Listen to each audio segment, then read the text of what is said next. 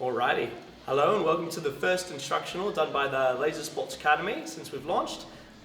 In today's video we're going to be covering a beginner's look at paneling. So we're going to break it up into three parts. First of which will be a hold to use on the low side of the panel, and then a hold to use on the high side of the panel. We'll get more into that obviously in the rest of the video, and then the last part will just be covering just a generic tip about Phasor Exposure and how you should be going about it basically.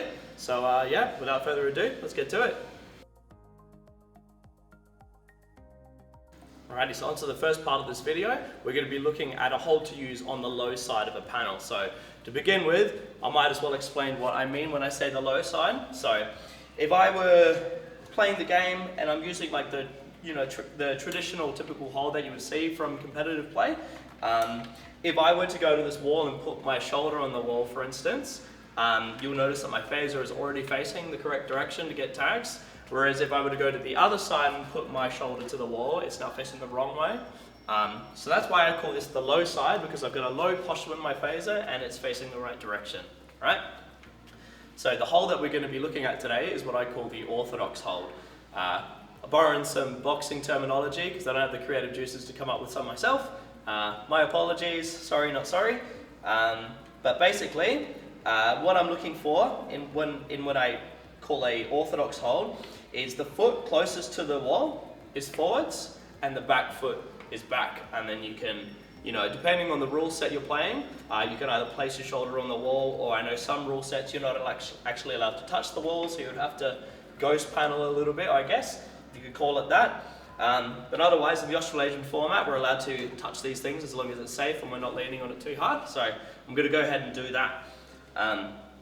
So now you'll notice I'm in a position where if my opponent was directly in front of me, like at 90 degrees relative to the panel, all of my sensors are behind the panel relative to them, so I'm in cover and I've got quite an easy shot on my opponent.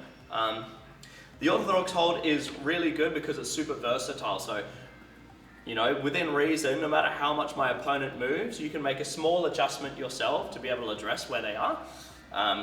So let's first imagine that my opponent was going towards 0 degrees or towards like the camera, for instance. If that was the case, so long as the wall allows me, I can like slide back along the wall like this, okay?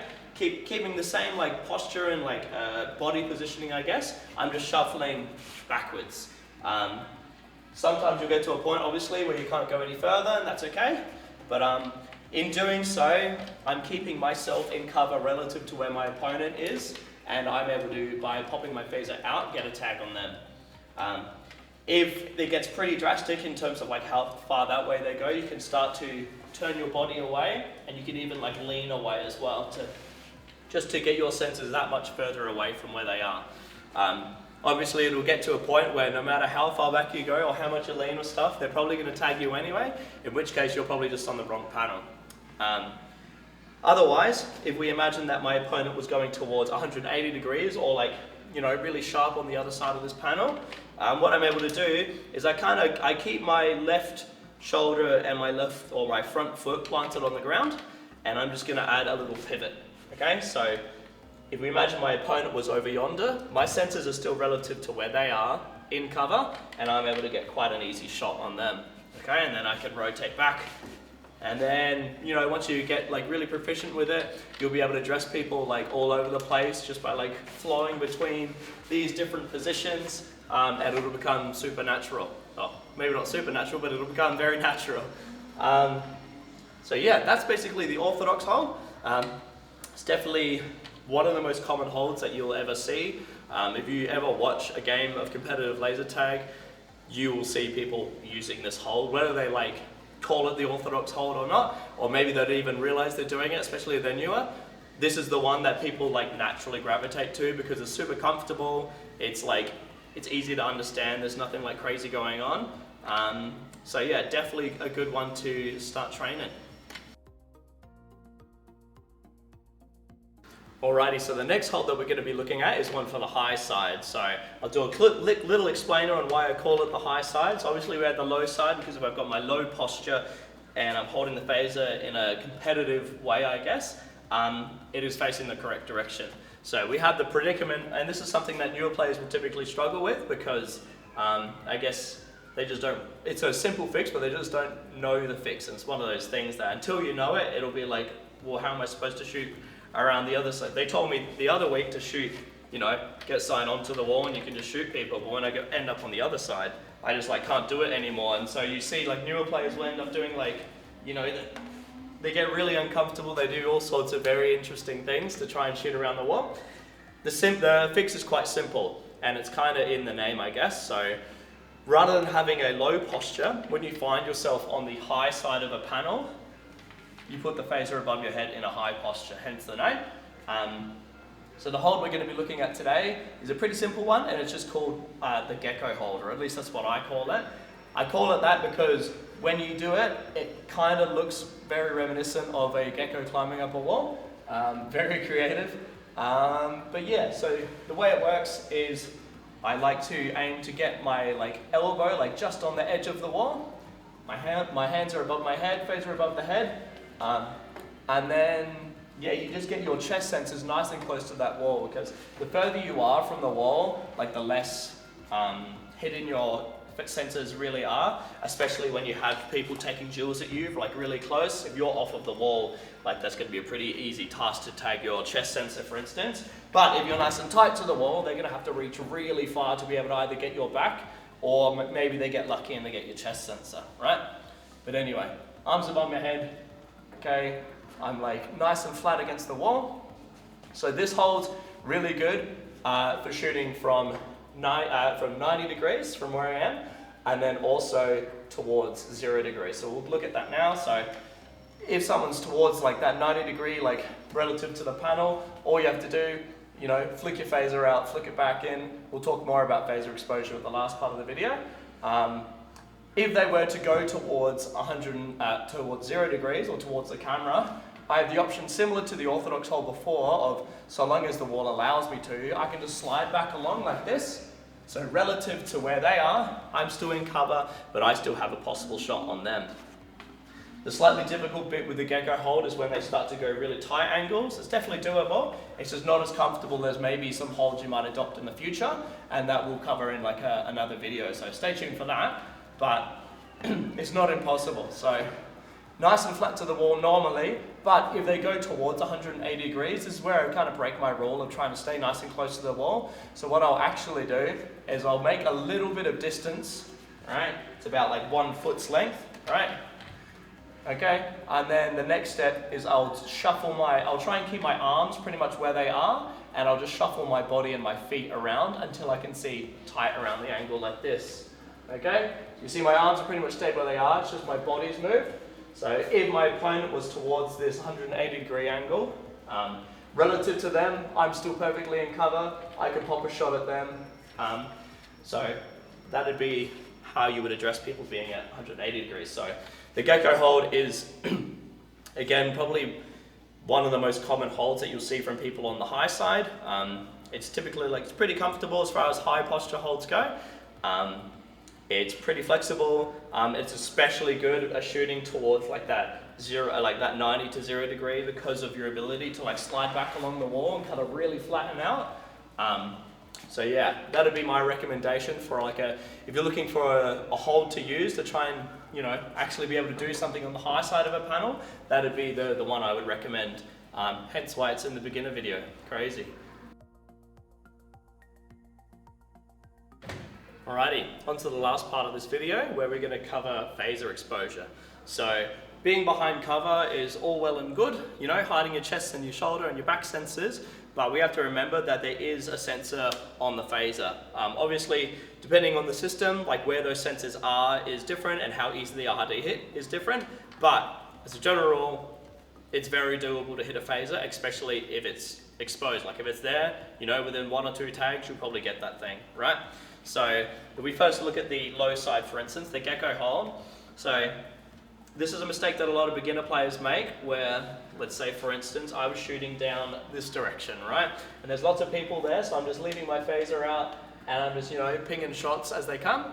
The issue with that is all it takes is one of those players to look in my direction, see my phasers out, and then you know, whether they're already active or they're about to activate, they can ping my phaser, okay?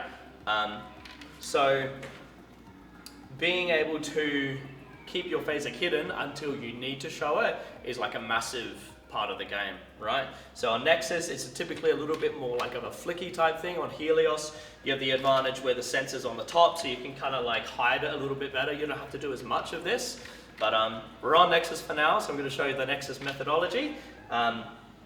So what I say to the new kids that I'm training up in private lessons at my local scene is, when you're holding the panel, you want to keep your elbows kind of like at your hips, and you want to keep the phaser nice and close to your stomach. When you're ready to take a shot, and this is specifically for the gecko hold or for low side holds, what I'm doing is I'm extending my arms out to pop the shot, and then I'm extending them back in. Okay, so looks something like that. Obviously you can do that very quickly, and all you're doing is you're popping it out long enough to take that shot, and then it's coming back in, right? A little mistake that I see a lot of new people make when they're trying to, you know, keep their phaser hidden and try and pop shots is they do lots of like sweeping motions and stuff. At the end of the day, I believe that the method of like sweeping the phaser up and then down just takes too long. It's not nearly as quick and snappy as extending and retracting your arms. The motion itself like requires more effort and just takes a little bit longer to do.